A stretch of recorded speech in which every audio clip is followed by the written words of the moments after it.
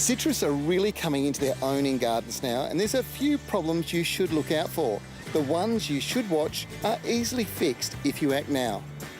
If I was to narrow it down to two main problems, it would be this one: citrus leaf miner, twisting leaves, and those sucking insects, aphids and brown citrus scale, causing this sort of damage. Aphids can do a heap of harm to the new foliage, and scale can smother branches, fruit and leaves this time of the year. Now, this spray will control all three pests using a combination of two natural ingredients, canola oil and pyrethrin from the pyrethrum daisy.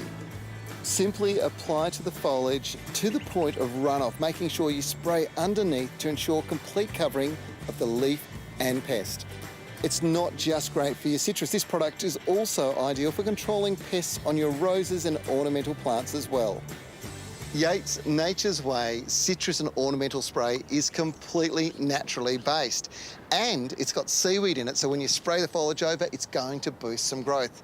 Most importantly, it is approved for organic use in the gardens. This is a great solution to pest problems with your citrus.